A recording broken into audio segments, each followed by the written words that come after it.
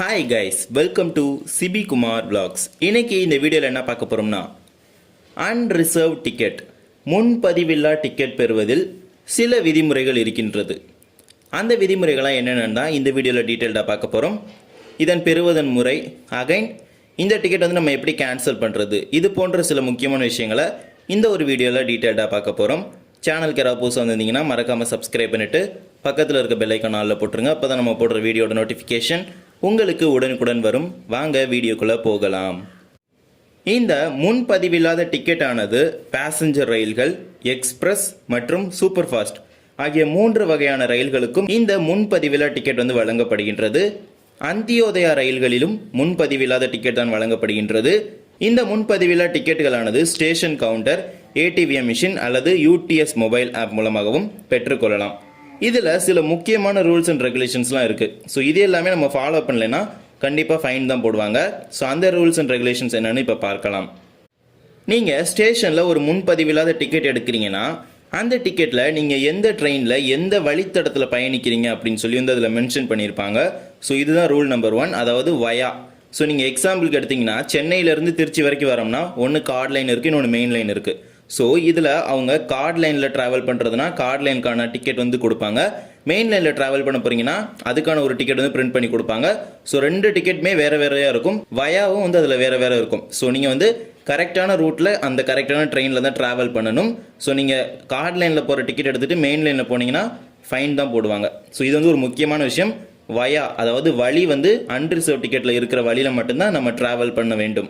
இரண்டாவது ரூல்ஸ் என்னன்னு பார்த்தீங்கன்னா, எக்ஸ்பிரஸ் டிக்கெட்டை வைத்து சூப்பர் ஃபாஸ்ட் ரயில்களில் பயணம் செய்யக்கூடாது. ஸோ இது வந்து ஒரு முக்கியமான விதிமுறை. எக்ஸ்பிரஸ் கட்டணமானது ரூபாய் 30 ஆரம்பமாகும்.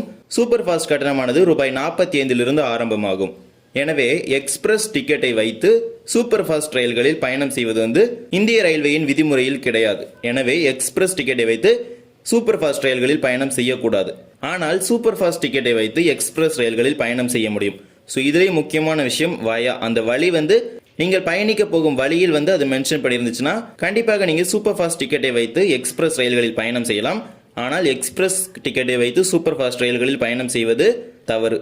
அதே போல யூடிஎஸ் என்ற ஒரு மொபைல் செயலி இருக்கின்றது, அன்ரிசர்வ் டிக்கெட்டிங் சிஸ்டம். இதானது மொபைல்லே வந்து நமக்கான அன்ரிசர்வ் டிக்கெட் வந்து ஜென்ரேட் பண்ணி கொடுக்கும். நீங்கள் ஸ்டேஷனில் போய் வெயிட் பண்ணி டிக்கெட் எடுக்கணும்னா தேவை கிடையாது. நீங்கள் போகும்போதே ஸ்டேஷனில் இதை எடுத்துகிட்டு போகலாம். பிறகு உங்களுக்கு ஆஃப்லைன் மோட்லேயே டிக்கெட் வந்து காட்டும். எனவே டிக்கெட் செக்கர் வந்து நம்மளுடைய டிக்கெட் கேட்கும் பொழுது நம்ம ஆஃப்லைன் மோட்லேயே அந்த டிக்கெட் வந்து காட்ட முடியும். ஸோ எனவே யூடிஎஸை பொறுத்த வரைக்கும் நீங்கள் ஸ்டேஷனுக்குள்ளே போகும்போதே அன்ரிசர்வ் டிக்கெட் எடுத்துருக்கணும். டிக்கெட் ஜென்ரேட் ஆயிருக்கான முக்கியமான விஷயமா வந்து யூடிஎஸ் மொபைல் ஆப்பில் வந்து நீங்கள் தெரிஞ்சுக்க வேண்டும். எனவே யூடிஎஸ் செயலியை பொறுத்தவரை நீங்கள் ரயில் நிலையத்திற்குள் செல்வதற்கு முன்பாகவே அதற்கான டிக்கெட் வந்து ஜென்ரேட் ஆகி இருக்க வேண்டும். யூடிஎஸ் செயலியை பொறுத்தவரை நீங்கள் ரயில் நிலையத்திற்குள் செல்வதற்கு முன்பாகவே அதற்கான டிக்கெட் எடுத்துக்கொள்ள வேண்டும். டிக்கெட் ஆனது ஜென்ரேட் ஆயிருக்கா அப்படிங்கிற ஒரு முக்கியமான விஷயத்தையும் நீங்கள் வந்து யூடிஎஸ் செயலியில் வந்து கவனிக்க வேண்டும். அதே போல் இந்த டிக்கெட் வந்து யூஸ் பண்ணுறதுக்கு ஒரு ரூல்ஸ் இருக்குது. இன்ஃபேக்ட் நீங்கள் ஒரு டிக்கெட் வந்து ஈவினிங் 6 PM எடுக்கிறீங்கன்னா அன்று இரவு 12 மணி வரைக்கும் தான் அது செல்லுபடியாகும். ஸோ அதுக்கப்புறம் மறுநாள் வந்து அது ஸ்டார்ட் ஆயிரும். ஸோ அந்த நள்ளிரவுக்குள்ளே நீங்கள் வந்து அந்த ட்ரெயினில் வந்து ட்ராவல் பண்ணியாகணும். இன்ஃபேக்ட் அந்த ட்ரெயின் வந்து லேட்டாக வருது அப்படின்னா வந்து அந்த டிக்கெட் வந்து செல்லுபடியாகும். பட் அந்த குறிப்பிட்ட நாளில் வந்து நீங்கள் பயணம் செய்யணும். ஸோ அதை மீறி வந்து நீங்கள் பயணம் செய்வதற்கு அந்த ரயில்கள் வந்து அனுமதிக்க மாட்டாங்க. எனவே நள்ளிரவுக்கு மேலே அந்த டிக்கெட் வச்சு நம்ம பயணம் செய்ய முடியாது. அதாவது அந்த குறிப்பிட்ட நாளில் அந்த ரயிலில் வந்து நம்ம பயணம் செய்யணும். அந்த நாள் நள்ளிரவிற்குள் நம்ம வந்து அந்த ரயிலில் பயணம் செய்திருக்க வேண்டும். குறிப்பாக வயா அந்த வழி, அதில் குறிப்பிட்டிருக்க வழியில் மட்டும்தான் நம்ம பயணம் செய்ய வேண்டும். மற்ற வழியில் பயணம் செய்தால் அதற்கு கண்டிப்பாக ஃபைன் போடுவாங்க. அதே போல் அந்தியோதயா ரயிலில் எக்ஸ்பிரஸ் மற்றும் சூப்பர் ஃபாஸ்ட் டிக்கெட் எடுத்து பயணம் செய்யலாமா அப்படின்னு கேட்டிங்கன்னா, ஸோ இது மிகப்பெரிய ஒரு தவறு. அந்தியோதயா ரயிலை பொறுத்த வரைக்கும் அதற்கென செப்பரேட்டாக ஒரு டிக்கெட் வச்சுருக்காங்க.